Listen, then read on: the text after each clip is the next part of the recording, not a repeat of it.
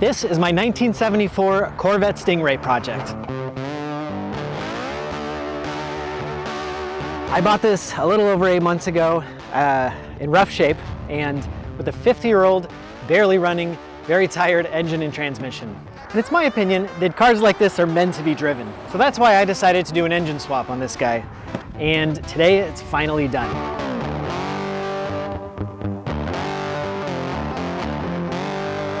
So it's a very nice day out.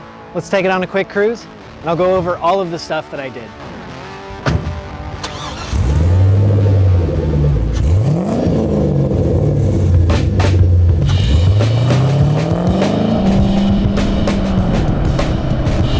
The very first thing I did when I bought this car was pull out the gutless smog era 70s small block and 3-speed transmission.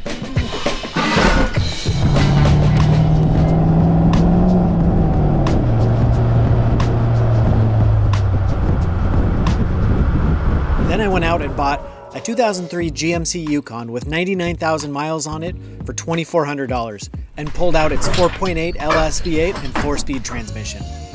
I also stripped out the Yukon's wiring harness and computer and got the wiring harness cut up, modified, and got the computer mounted. After a little bit of modification, I dropped in the LS engine and modified the transmission crossmember to fit the 4L60. Since the point of this project was to see just how cheap I can do an LS swap, I wanted to keep as much of the original engine parts as possible. I had some hood clearance issues, but with a few modifications, I got all of the truck stuff to fit.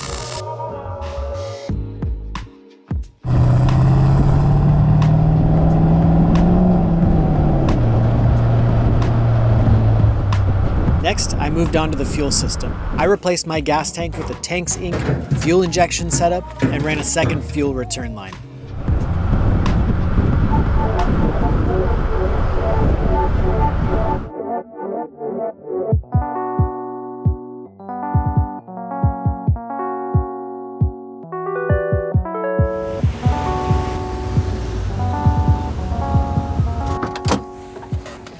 Next, it was time to build the exhaust. And I set it up with a Pipes full 2.5-inch mandrel bent stainless steel dual exhaust system with an X-pipe and straight through mufflers.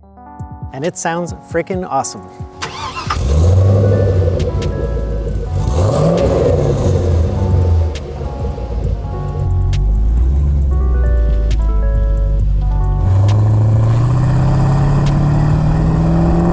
After that, there were just a few things left before the first start.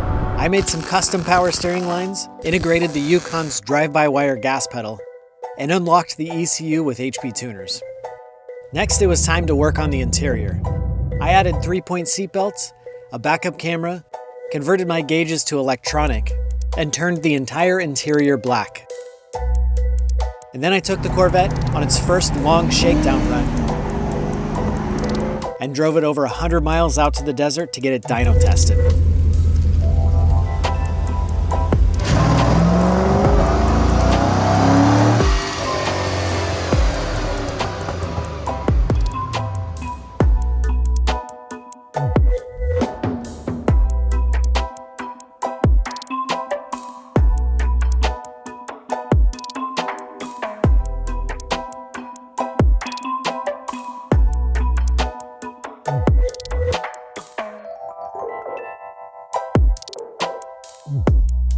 And then a truck backed into the Corvette.